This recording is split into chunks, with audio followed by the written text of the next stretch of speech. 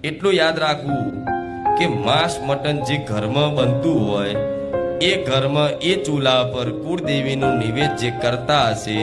એનું નિવેદ ક્યારેય પહોંચવાનું નથી ના જે ઘરમાં જે ચૂલા પર માતાજીના નિવેદ બનાવવા માટે જે ચૂલો ઉપયોગ થતો હોય જે વાસણ ઉપયોગ થતો હોય એ જ વાસણમાં તમે જો તમારી કુળદેવીના ચોખા મૂકી અને નિવેદ બનાવશો તો એ નિવેદ આમ કરી ધુમાડા કરી આલ્યું માતાજીને ધરાયું તો ચામુંડ માતા હશે કે મહાકાળી હશે કે અંબે હશે કે હરસિદ્ધિ હશે કે ખોડિયાર હશે કે આશાપુરા હશે એ ઘેર રહેવાની કેમ કે માં જગત જનની છે આ વાત ફરી યાદ કરાવું છું જગત જનની છે આદ્ય શક્તિ છે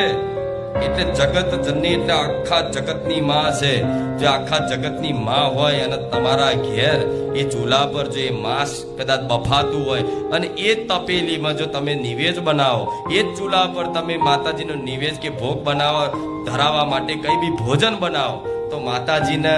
એ નિવેદ આડું થશે એટલે ઘણા લોકો કહેતા હોય છે ને આવું કે તમારી માતા નિવેદ પહોંચતું